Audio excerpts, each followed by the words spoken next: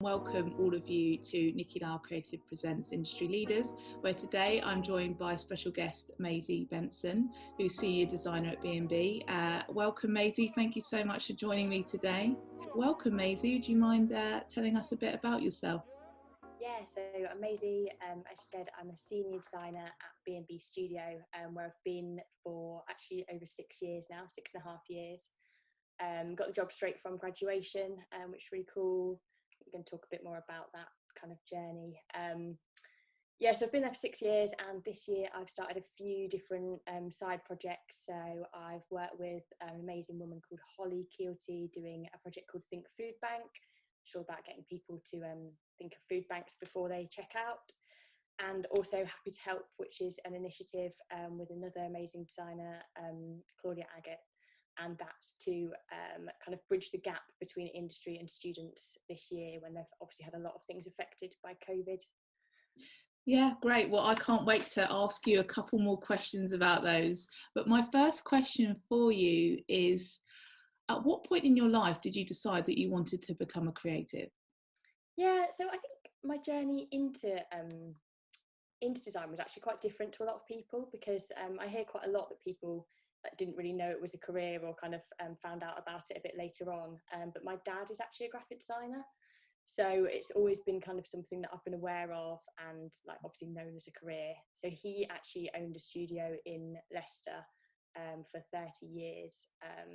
So he founded that when he was 25, which like I look at now and I'm like, that's just absolutely insane. Like I'm older than that and have like none of that confidence. But yeah, so I've always been aware of it, and I remember like growing up having sick days off school and like getting to go to the studio and just sit in this corner. And I just absolutely loved like the atmosphere and like the vibe and just that whole kind of creative studio environment. So yeah, kind of growing up I was always kind of aware of it, and I was always like drawing and doing creative things and saying like, oh, I want to be in advertising or be in design. And actually my dad spent a lot of years trying to like dissuade me from it. he would kind of, I think he wanted to make sure I was kind of forging my own path in a way and not just doing what he was doing, but obviously took his advice on board, and then went and became a designer. So yeah, so he's been amazing. And I think when I got to like kind of like GCSE age and was still kind of saying I wanted to go into advertising and design, I think that's when he kind of thought, oh, it is what she's interested in. And at that point he kind of really embraced it and bought me like every book on the subject going. So I just used to just like devour all these different books, like Smile in the Mind, all these massive advertising ones, like obviously D&AD annuals. I just couldn't get enough of it at that age. And yeah, kind of went into it from there. And it was very much like a toss-up at that point between advertising and design. I love like the whole big ideas, and I think I really like ideas-driven design. So I think that's why it was kind of like maybe advertising. But I'm glad in the end that I kind of pursued graphic design. I think generally it's like maybe a little bit of a friendlier industry. I think kind of support each other, and yeah, I think it's a good outcome really. Yeah, that's so interesting. I've never spoken to someone before for industry leaders where their parents were actually a graphic designer, and you often find that if someone's parents were like an illustrator or designer, they spend most of their time trying to talk their children out of actually following that career path. It's weird, isn't it? I wonder, I might have a chat with him now actually and see whether it was more than that, and he actually thought I shouldn't do it, or if he just wanted to make sure that, yeah, I think it's funny, like he never, like, because he owned the studio in Leicester, but it's never been a thing of like, oh, me wanting to work there, or it being handed down or anything like that. It's we've had very separate kind of lives in the creative industry. Yeah, of course. And then what was interning like when you were fresh out of uni? How long did you intern for? So I actually did all my internships in my second year of uni, in that summer between second and third year, because I mean I was just really excited to get out there and get into the industry, and I found it really helpful actually doing them in my second year, because I think a lot of like the pressure's off in a way. It wasn't like I was trying to get a job at that point. I was just out there kind of learning and trying to get better at design, and just kind of getting a feel for a lot of different places and what I wanted to do. So yeah, I loved internships, and actually looking back now, I'd have loved to have done more of them, because I just think like the amount you can learn from each place is just phenomenal. It's very tiring is the other thing I'd say. I remember being at one place and like it was like 3 p.m. and my eyes were just like closing and it wasn't anything to do with that place. Like I loved it there, but you're just absolutely exhausted, like trying to come up with amazing ideas, trying to prove yourself, trying to learn as much as you can, trying to make tea for everyone. And yeah, it is a tiring time, but I think if you can kind of really embrace it and get as much as you can out of it, it's really, really valuable.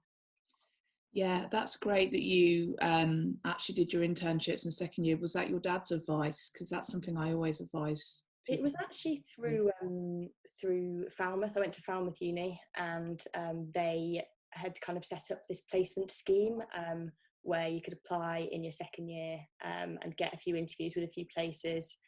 And yeah, they were kind of the ones that instigated that. I think I had been to my dad's studio maybe in my first year, actually, when I was kind of in like an Easter holiday or something for a week then, just to get a bit more experience. Yeah, I think it came through uni really. Okay, and so how did you land your first job at B&B? Yeah, so that actually came about through one of the internships I did. So in my second year, I did a week at B&B. It was only a week placement, which doesn't feel like very long now. But I did a week then and loved it. And then the next year, they invited me back to do another longer placement when I graduated. But I was just really lucky with timing, really. So as I was about to start, like the week before, they actually emailed me and said that they had a junior job going, and would I like to interview for it? So obviously I did. And I had this like really tense week. I remember I interviewed on the Monday for this job, and then my placement was meant to start on the following Monday. And I'd heard nothing all week, and it got to like Friday at 5 p.m. and I was just thinking like, am I still meant to be going there on Monday? And like, I just had no idea what was happening really. Like, do I just turn up, and is it a placement? Like, should I get in touch? And then luckily at about 5 p.m. on the Friday, I got this phone call offering me the junior job. And then I started on the Monday, which should have been my placement, just as the actual job. But no one at B&B, none of the designers knew that I'd been hired. So I remember like starting and going in on the first day, and I must have just seemed like the keenest placement ever. Like going in being like, oh yeah, because obviously I'm going to move close to the studio and like all this stuff. And looking back now, I'm like, oh my God, they must have just thought like, who is this girl? Like, yeah, like psycho kind of like, oh my God, I've got this settle in here and build my life. Yeah, it's quite funny. What's it like working at B&B?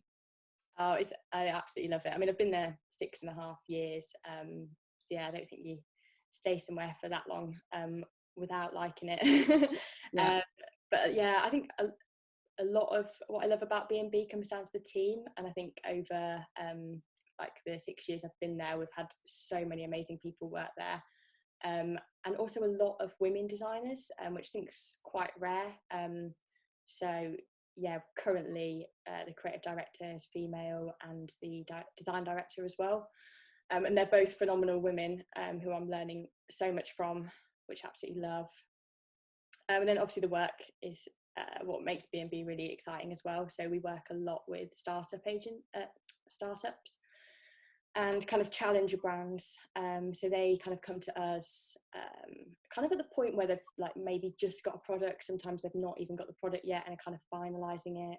And I always kind of say it's like that point in Dragon's Den, you know, when they're like trying to get investment and trying to kind of push their business forward. They kind of come to us at that point, which is just a really, really exciting time to be working with companies and like entrepreneurs. And what I love is that we are always trying to like challenge different category norms. So working with like challenger brands, obviously you can't just do what has kind of been done before, because there'd be no reason for people to buy that product. You know, if you've got a Heinz bottle and you're doing a ketchup, like you don't want to just copy Heinz, because you need to be kind of offering something different and giving people a reason to kind of change. And I think that's what's really interesting about B&B. And what I love is kind of looking at like the whole category and seeing what's out there, and then seeing like which parts want to stay and which parts want to change. And I think that's always quite interesting, like how much you want to push the category so people still kind of trust what they're buying, know what they're buying, but also, you know, they feel like they are getting something different. Like all these brands are kind of got a bit of a purpose, and it's kind of really making sure that we show that and give consumers a reason to change and buy that. I think that's really interesting. Yeah, definitely. And what advice would you give to any grads right now that might be listening in and my main bit of advice right now is just to bear with it. You know, I was talking to such amazing grads out there at the minute, and they're so passionate and their work's amazing, and they're so keen to get in the industry. And just unfortunately, like this year, it is just hard, and there are fewer opportunities at the minute, but it will pick up. And I know that you say this and like the industry will recover. And I mean, it will. And I think I'm a big believer that like the industry is big enough for everyone that wants to be in it. And if you're passionate and if you're keen and if you're getting yourself out there will be space for you. It's just bearing with it, and taking this time to do what, you know, I think it's really good to have this time of kind of reflection and thinking like, what is it that you actually want to be designing for, like, hopefully the rest of your life, you know, and kind of working out the companies that are kind of aligning with your beliefs, or just the kind of brands that you want to work with. I think if you can start maybe thinking about developing skills that might help you. Like I've just recently got an iPad, so I've been doing loads of like After Effects animations and bits like that. And I think it's really good if you can to keep pushing yourself. But equally, you know, if you want a week off and you're just totally exhausted, then just have a week off. You know, don't be hard on yourself, and don't feel like you've got to be doing something the whole time. Like, take care of yourself, stick with it, and then just kind of keep positive, I think. Yeah, I agree. I think it's a real balance at the moment, because when I was interviewed for a podcast for juniors and grads, I remember saying, you only will be out of the industry if you choose to be out of it. And by that, I mean, you can still keep creating interesting work, and some of the passion projects and side hustles you've been working on, we'll get to in a minute. But also, yeah, self-care is so important in this time, because at the end of the day, there is a deadly virus out there. This is really stressful. We are in lockdown. So it's that balance, isn't it, of really taking care of yourself and just being patient and waiting for the industry to change, and it will. Yeah, I can just feel like talking to grads, like that frustration, and I'd have been exactly the same. Like, I was so keen to get out there and start doing stuff, but I think, like we were saying, like in the long run, it isn't a bad thing, to take that kind of time and to kind of work it out. And, you know, I think looking back, like from, you know, I graduated and went straight to B&B, which has been phenomenal for me, but I don't know if I knew at that time like exactly what kind of work I wanted to be creating. I think I've been very lucky that actually I love working with startups, and it has aligned with what I'm passionate about, but I don't think necessarily I knew that at the time when I was starting. So I think if I'd had that time to kind of think about it, I mean, I would have reached the same conclusions. But I think it's good to just to kind of make sure and to kind of know those different places. And you can find out so much about companies now just from, like, I mean, work that they're putting out, but also like looking at their socials and kind of seeing what is important to them and what kind of stuff they are like actively interested in. I think it's really good. Yeah, definitely. So any projects that you can think of that you produce that you're particularly proud of? Any standout projects at all? This one's I find this question really tricky. I think I don't know if it's because I'm British or because I'm a woman or because I'm both or because of none of those things and it's just me, but I find it so difficult to really take like that pride and be like, yeah, this is something I'm really proud of, which is a shame. And it's something that I'm trying to get better at. And I think this year, like having that time to reflect back on, I think we've all kind of had that kind of reflection on where we are in life and like what's been going on a little bit. And I think that's been really good for me. and something that I want to keep doing. Like, I feel like I keep chasing the next project, and actually I should be taking step back each time something comes out, and you know, really celebrating it. Having said all that, I think projects that I've loved working on are things like, we worked with Book Trust last year, or the year before, and that is a charity that gives a book to every single newborn in the country, and they give these 2 books and these kind of information on how to really embrace like storytelling, which I've just absolutely loved working on, and is something that's going to be kind of coming out and given to every single parent in the country, which is amazing. So yeah, probably that, and obviously the 2 projects, the Think Food Bank and Happy to Help, and I am really proud of what they've kind of achieved, and hopefully will carry on achieving. Yeah, definitely. And are there any creative mistakes you've made? Lots. So many. I've not had any like massive like clangers kind of come out in the world, which is good. I think we've got like a client service team who are very hot on typos, which is helpful. Yeah. But I mean, every single project that you work on is just you look back and you're like, I would just do everything about this differently. But I think that is the process of actually creating something. And I think it's taken me a long time to like embrace it in a way, and not feel like they're mistakes, and just process. I've got this like quote like in my head at the minute.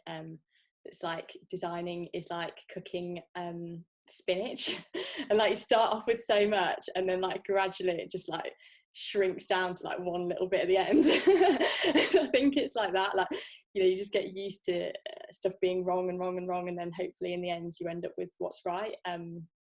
So I think I'm embracing my mistakes and seeing it as process now. Yeah, it's good that you've got a really good team that identify things like typos, because I've heard of people having like long print runs with like using the name Sugar Babes and that's been spelt wrong on like 3,000, or billboards with like huge typos on them, which can happen. So you set up Think Food Bank last year. Mm-hmm. Could you tell us a bit about that project, and you know, the initial idea, and then what you did to make it happen? Yeah, so I think Food Bank, I started with Holly Keelty.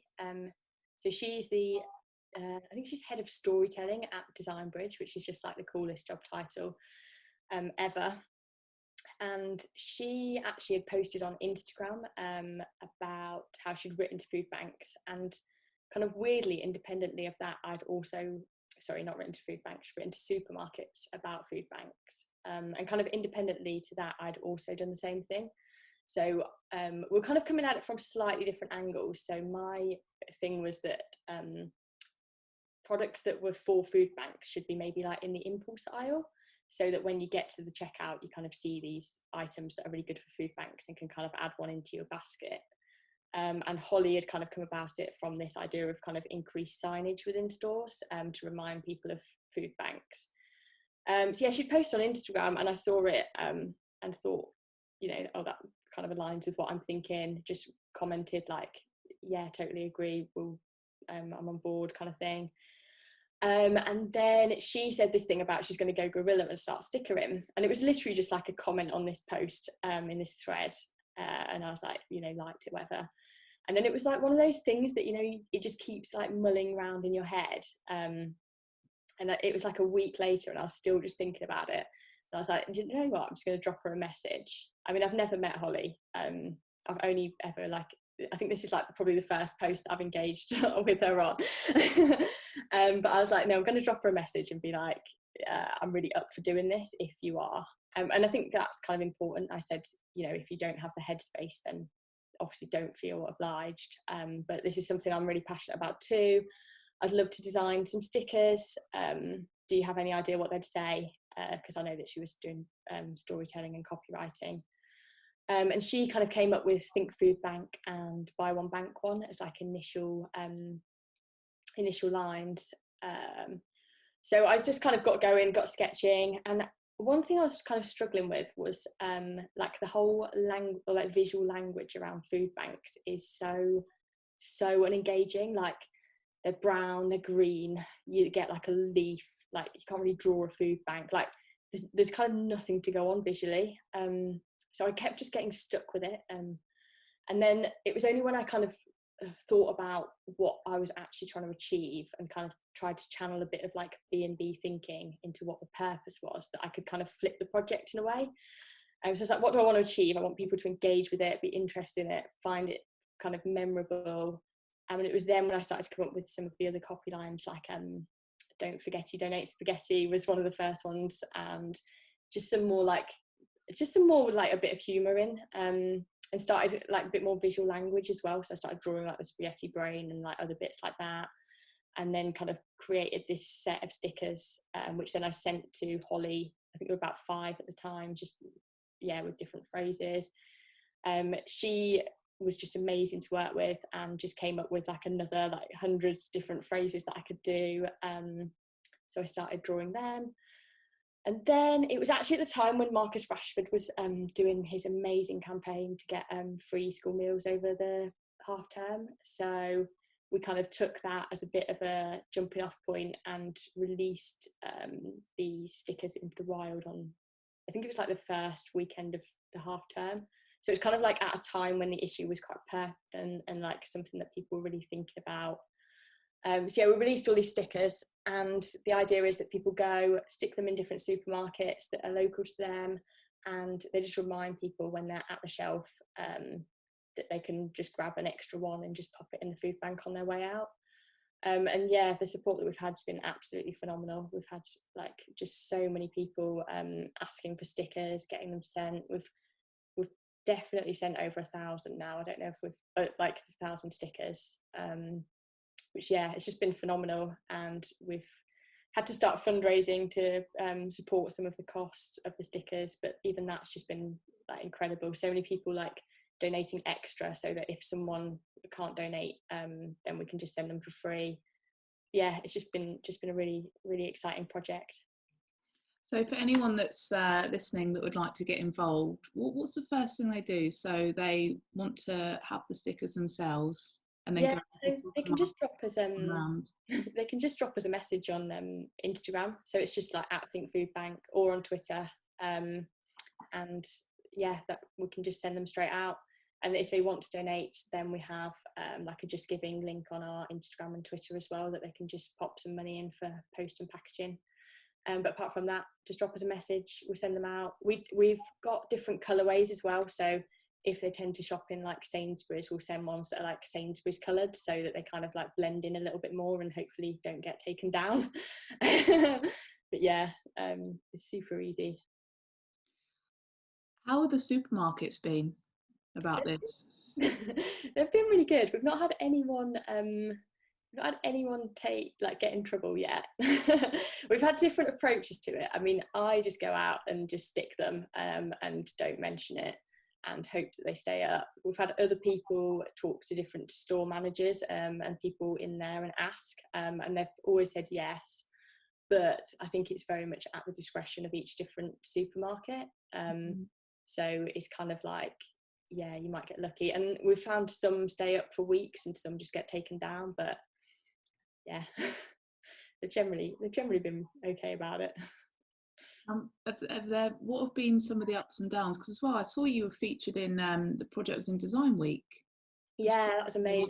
How did that happen? Did they just reach out to you, or? No, they just found the visuals online and just featured us. It was on there, and It's Nice that as well just did that as well. So we didn't reach out to anyone. We just released it, and we were just really lucky to get an amazing amount of support. And just push it out there. I think those both been real highlights. And just seeing the amount of support that we can get for something, because when we started this, it was definitely, I don't think either of us ever imagined it would go this big. We were kind of debating at the beginning, like, oh, should we get 50 stickers? And we're like, okay, we'll see what happens.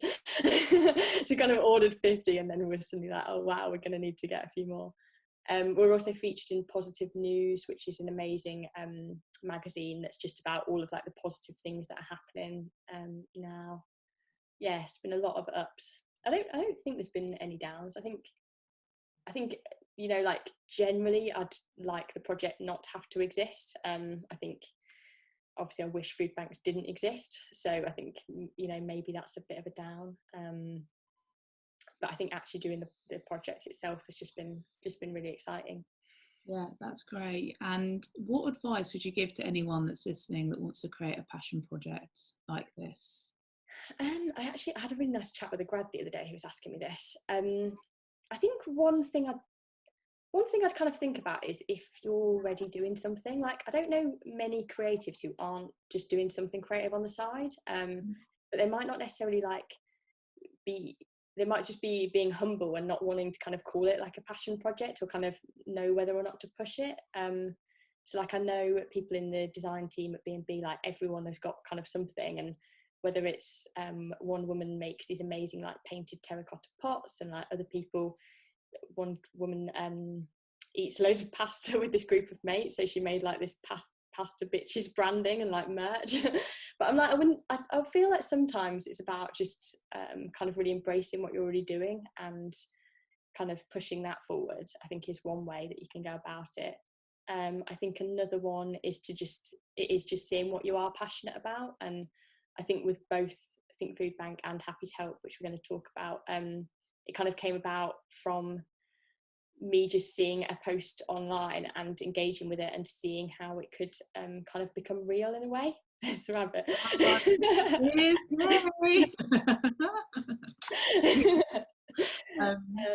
Yeah, so I think passion, if you can collaborate with anyone, that's been amazing to kind of bounce ideas off, and also maybe just like not overthinking it too much or not expecting too much to come from it. I think I'm a big overthinker, and I think with both these I just tried to not worry about it too much and just see what happened. Yeah, you're so right, Maisie. Like, so many people have passion projects, because I remember like always seeing those in people's portfolios, and this was why years ago I put on an event called Nurture Your Side Hustle with Vicky Ross, and this was before D&AD then set up their side hustle brief, which is how I got involved with D&AD and side hustles. And most creators will have something else, like a creative outlet that they do, because you can't stop creating, right? Or coming up with solutions, because design is solutions in a lot of respects. So yeah, I love that. What's it? Pasta bitches, she calls it. Yeah, they're so good. In fact, they're just so nice. So moving on to Happy to Help, the grad initiative. Could you tell us a bit about that? Yeah, so this is a project I've created with Claudia Agate.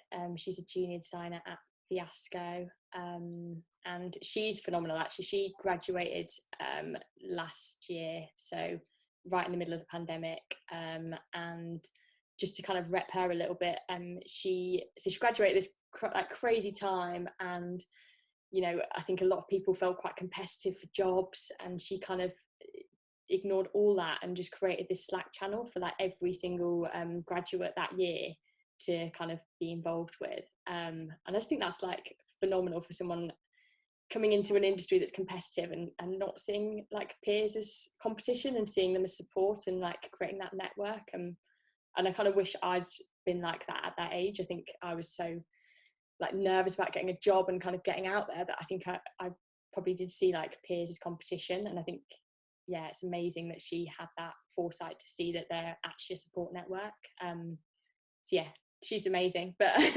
so working with her, and it's a project to bridge the gap between industry and students, when like a lot of their programs have just can't happen because of COVID. So like, I know a lot of industry speakers have stopped. I know a lot of internships have stopped. There's kind of, yeah, it's just not that same kind of connectivity, I think, this year.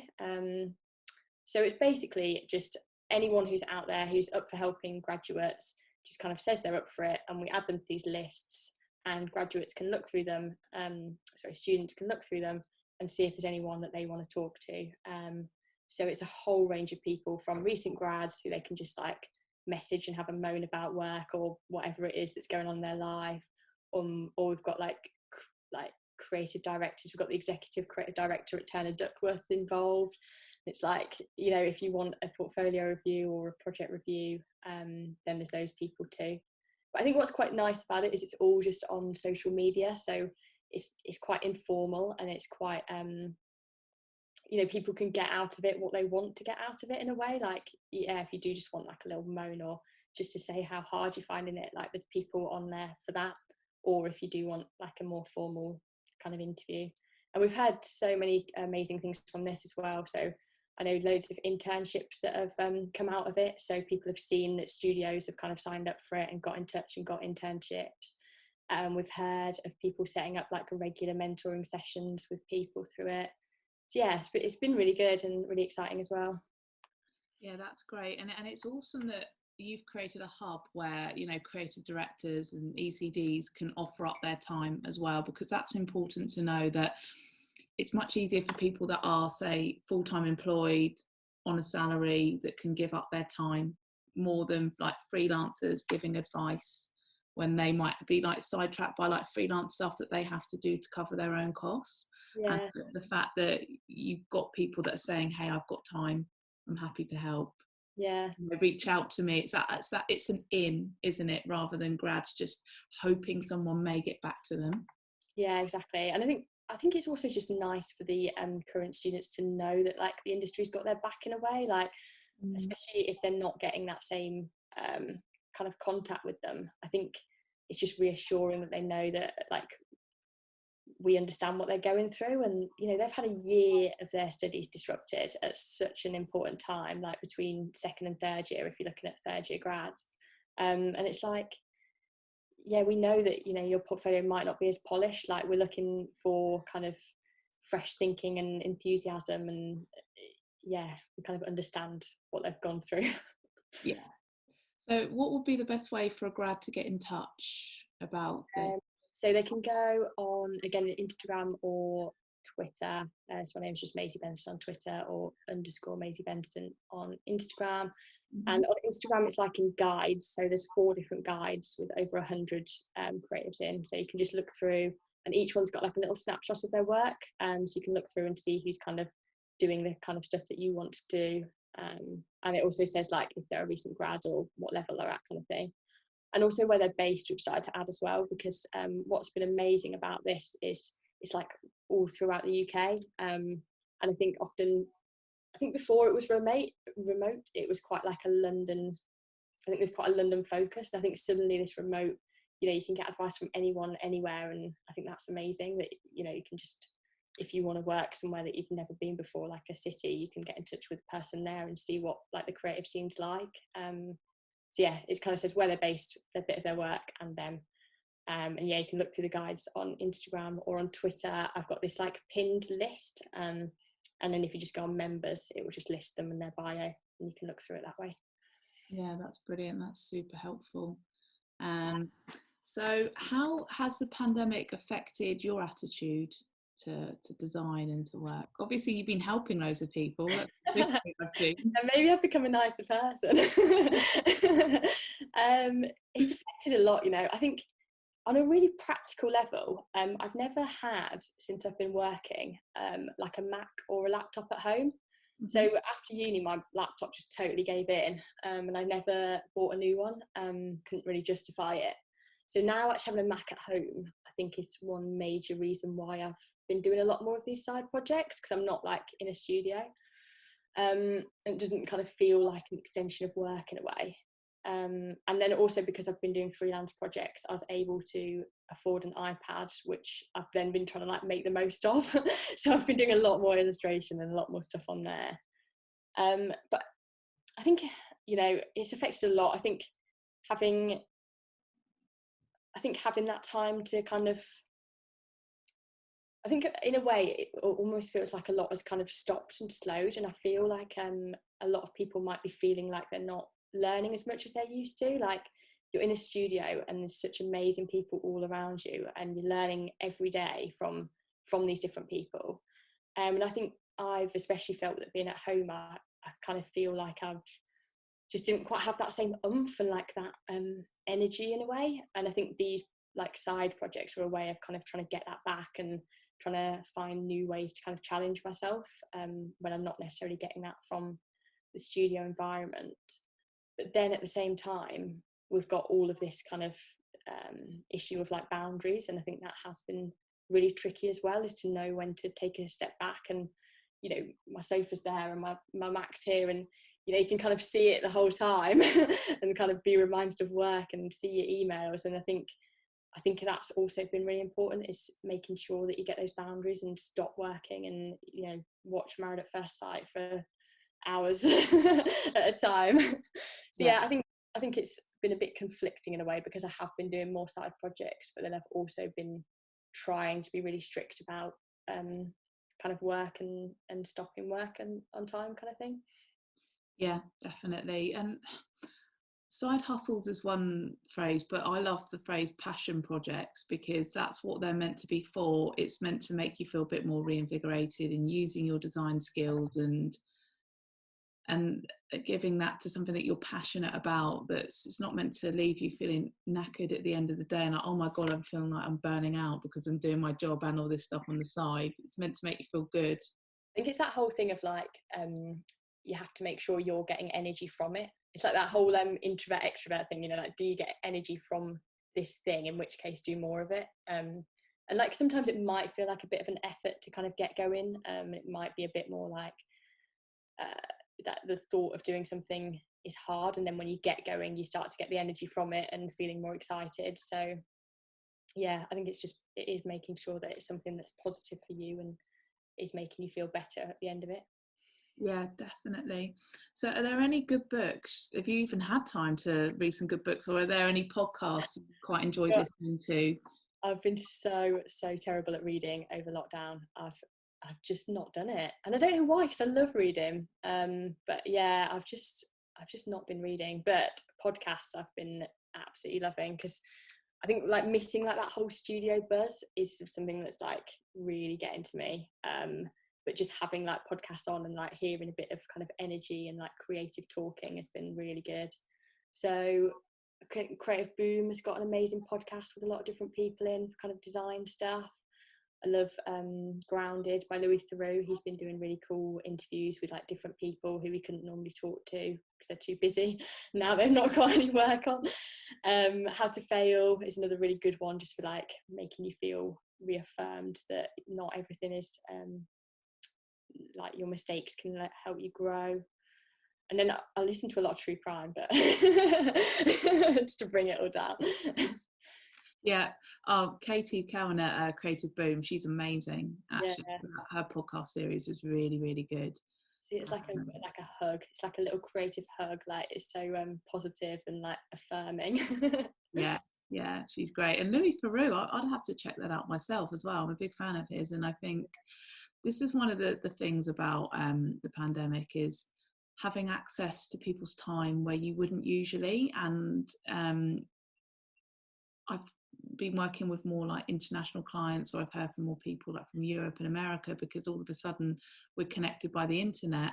And I almost predict that there will be a chance for more collaboration with Europe because of that, because people are a bit more open to it now. We're not just insular and this is our London hub and our London bubble and that's it. We just deal with each other. It's like, okay, who else is out there in the world in our industry that we can work with?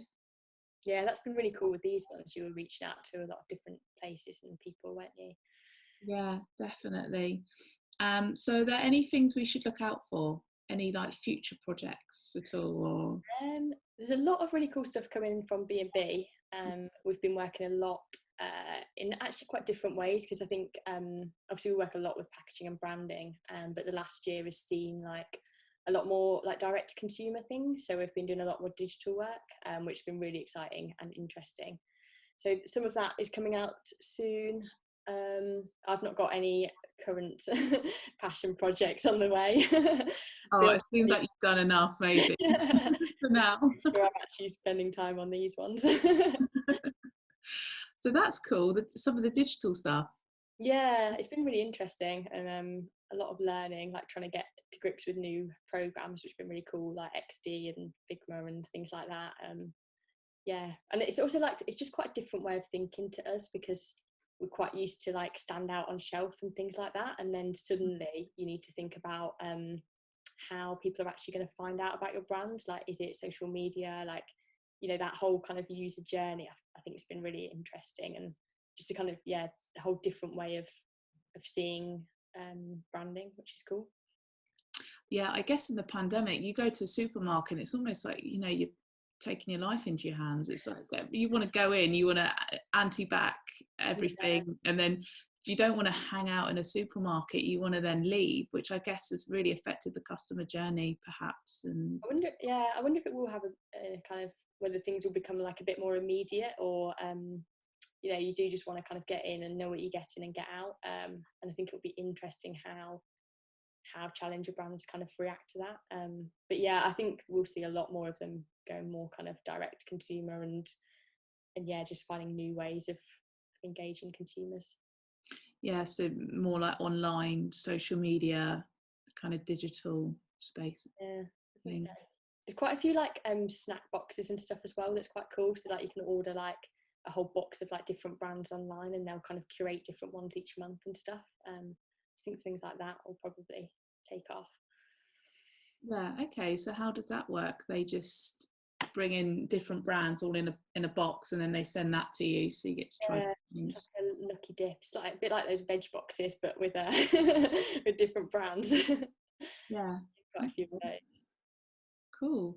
So I'm gonna, if anyone's got any questions for Maisie, I'm gonna look at what we've got here in the Q&A.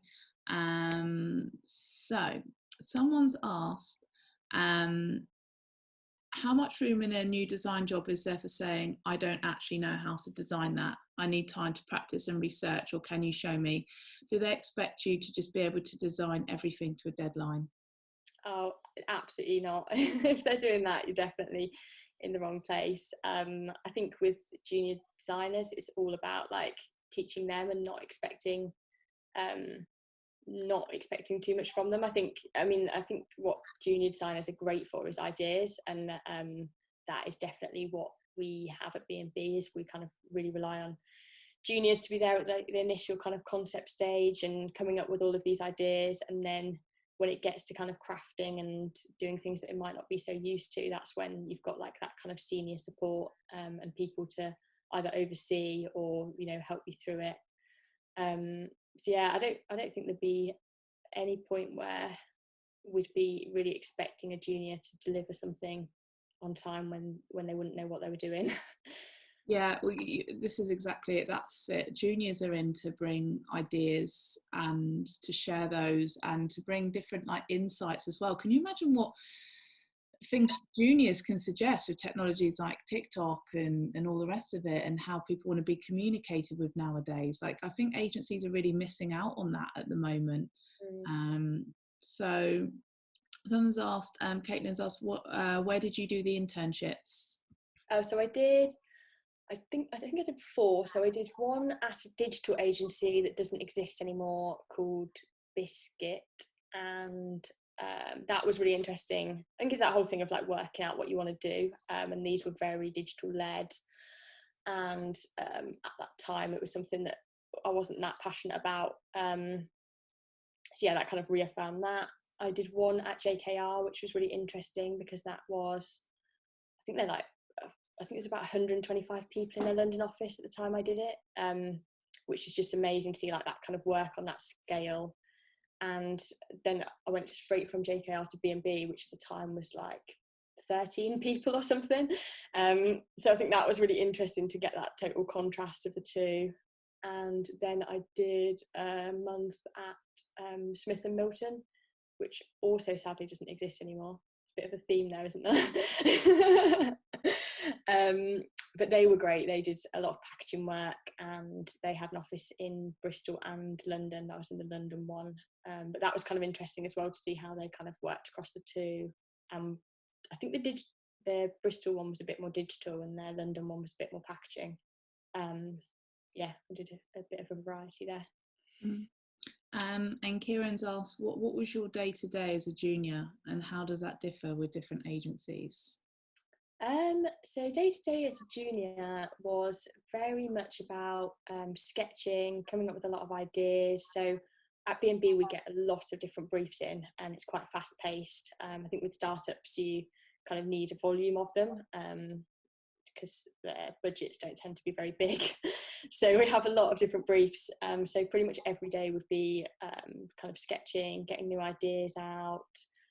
You would develop stuff up. So when we're working on projects, we have maybe a design director, a senior or a midweight, and then a junior on a project. So you'll kind of work together, coming up with 3 different concepts, and then you kind of distribute them. So a junior might work on one, a midweight, and the senior might work on one, and then kind of help the junior out. So yeah, I think day to day would be a lot of sketching, a lot of kind of coming up with new ideas, quite a bit of auditing maybe. We have to do a lot of audits with our brands to make sure that we're not doing what anyone else is doing. So we're doing a bit of that. But it felt really similar to uni, to be honest. It's only now that I'm becoming more senior and like going into these roles that I'm doing a bit more kind of directing and overseeing stuff. As junior, it's very much hands-on and creating things. And someone's asked, as a second year design student in this pandemic, what can I do to begin to propel myself into the industry? I think just being at things like this is amazing, like being keen, being seen, being out there and like engaging with what people are up to. I think don't be afraid to like reach out to people on social medias. Like if you see something on Twitter that you think is interesting, like maybe add to it. You know, you can like it, but I think it's probably more engaging if you can kind of add on to it or say, yeah, this reminds me of this, or, you know, just create a bit of a dialogue with people who inspire you. I think it's just about that. I think, you know, obviously you're showing that you're passionate and seeing what's out there, and I think just keep doing that, really. Yeah, that's really good advice. Do you have any advice or tips on creating a portfolio? So we like to see a bit of a PDF portfolio in the email, which I think might change as we become like a bit more digital or kind of more movement. But at the minute, I think we very much like to have a PDF portfolio. And then I think it's the whole thing of, you know, start with a project you're really proud of, really get people engaged, let them see what you're all about. You can kind of tailor it per agency as well. So I think, you know, sometimes we get portfolios that are full of editorial work and it's like, we don't do any, like it was about 3 years I didn't open InDesign for. So, you know, you're not going to enjoy working here. So I think it's, you know, tailoring it to where you want to work and making sure your projects are kind of reflective of the kind of work they do. You don't want to do it directly the same because, you know, they want to see what you can offer. So maybe kind of 4 to 5 projects, first one and last one, be really proud of, make sure they kind of key pieces, like leave them with something really exciting that they remember. Yeah, I think it's that. And I think, you know, make sure you're proud of your work as well. Like, having said that, I'm not proud of my work. Make sure that you kind of make sure it's big enough and is kind of saying what you want it to say. You see like tiny little thumbnails sometimes and it's like you've created this, like make it big, let me see what you've actually created, would be something that I'd say. This is it, like everything you said there, Maisie, I believe is like spot on, because I've created some guides on this and I asked industry leaders what they look for, and they want a really good opener. They want the project you are the proudest of, that you can't wait to show off, that you're going to speak about with passion, and don't put work in there that you're not proud of, because if they ask you to discuss it and you shrink away and you're like, oh, I don't really, they're like, well, if it's not firing you up, it's not going to fire me up.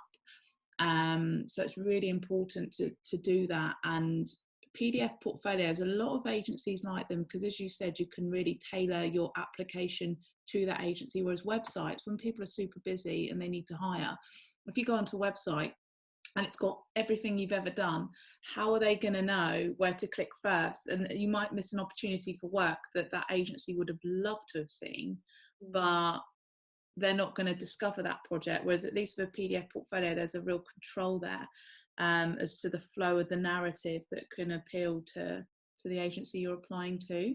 Yeah, definitely. I think, yeah, exactly what you said. It's that narrative and it's about making sure they're seeing what you want them to see. In that order, which, yeah, it's just great in a PDF. I think there are definitely limitations though, like we were saying, for like animation and digital projects. And think surely there's going to be a solution soon that's like a good way of doing all of this together. But I'm not sure what that is right now. There used to be a way you can embed your links into a PDF portfolio, but I think they got rid of that. But you can direct them to your website or like a Vimeo account or something if you have some really nice motion or animation, and then they'll be like, okay, let's see how this expands further. Let's click on these links. Yeah. And also, if anyone's putting together their portfolios, be mindful about the file size as well. You need to make sure that it doesn't go over between like 5 to 10 meg. Yeah, well. our emails, I think, take anything over 10 meg and they don't get through. So anything like that. Yeah, definitely. So a few people have asked, are there any specific sites where we can look for placements or jobs? Are they usually advertising Indeed, or is there somewhere where people can really find internships? Yes, I mean, that's kind of why we were also doing this Happy to Help, is I think it is hard to find those opportunities, and I'm trying to like retweet any that I see that kind of come across, but I think a lot of them are just through like Twitter. There's obviously places like If You Could for jobs, but I don't know if places tend to advertise internships really. I think it's about getting in touch with places that inspire you and reaching out to them.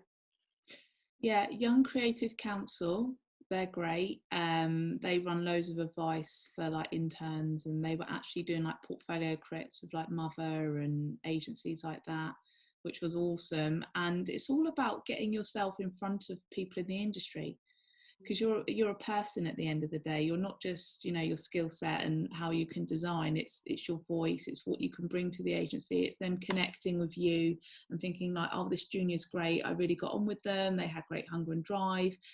Can we get them in for a placement? Could we possibly make room for them for a week, 2 weeks? I think there's a little bit of that. There's a little bit of like industry networking and hustling.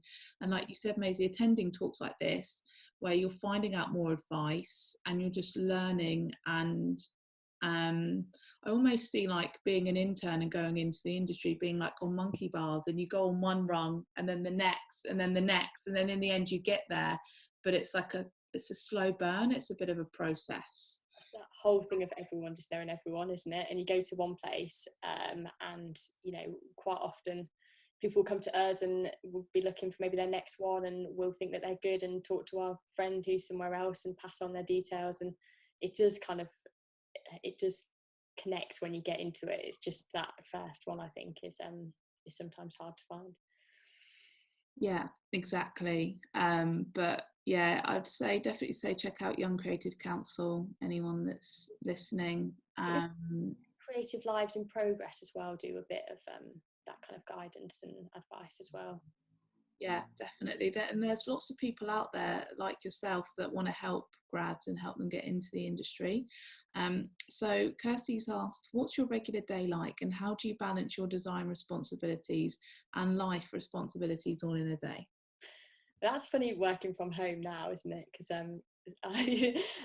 it's funny just being able to put a wash on in the middle of the day. I think it does. I think some things like that are a real positive from being at home, is being able to kind of juggle a bit more. But day to day, I mean, we work 9:30 till 6 at B&B, and I do still stick to those hours even at home. I think you kind of have to be available in case there's meetings or you need to help someone on something or they want to get in touch. So I do work those hours. And what was the question? Like, yeah, personal life and work life, and how do you balance it? Yeah, so I tend to try and stick to those hours, and have an hour for lunch as well, which try and get outside if I can, which I'm a bit lazy about now the weather's a bit rubbish. Yeah. Yeah, is that really? So someone's asked, what's the difference in junior, middleweight and senior? So I think junior to midweight, I wouldn't say there's a massive difference, and I think a lot of agencies might just call them designers, and I think that's just kind of comes from the years that you're there. I think with a junior you probably would be getting a lot more support, but again I think that's just from how long you've been at an agency, and maybe a midweight you'd probably be kind of working a bit more independently. I think for me personally, I saw a bit more of a jump going from kind of midweight to senior, where I was more expected to kind of start leading projects, start being the one who's kind of mentoring the younger designers, being able to give feedback. And I think all of this is quite interesting. There's an amazing thing at the minute called the middle school, which is set up to kind of show those different stages in your career, because I think there's a lot of advice out there for kind of grads and coming out into the industry, and then you suddenly find yourself in the middle of your career and there isn't so much of that, and it almost becomes a little bit I wouldn't say necessarily like taboo, but I don't really think it's talked about kind of progression as much, and pay rises, and getting to those next steps and making sure that you're being fulfilled. So I think it's a really good point, and good to be thinking about those different stages. And something that I'm starting to do more of now is more of like the kind of directing, and I think gradually as you become a design director, you kind of ease off on the design a little bit and start doing a lot more kind of managing, which is all kind of skills that you learn on the job. So I think it's really good if you've got those amazing people to learn from, like a design director at the minute, Jenny, is just like an absolutely phenomenal woman to learn from, and I just basically just try and learn by doing what she's doing in a way and seeing how she navigates projects and how she kind of organises them and gets them ready for presentation. And yeah, I'm trying to kind of develop in that way. Yeah. And so Alex has asked, do you ever have moments when you just stare on an empty page and don't know how to start the project? If yes, what do you do to overcome that? Every day. I try and flip it on its head is one thing. So like with the think food bank, when I wasn't getting anywhere with maybe food bank visuals, trying to just see it in a bit of a different way, trying to have a bit of fun with it, I think is often quite a nice way to get into a project.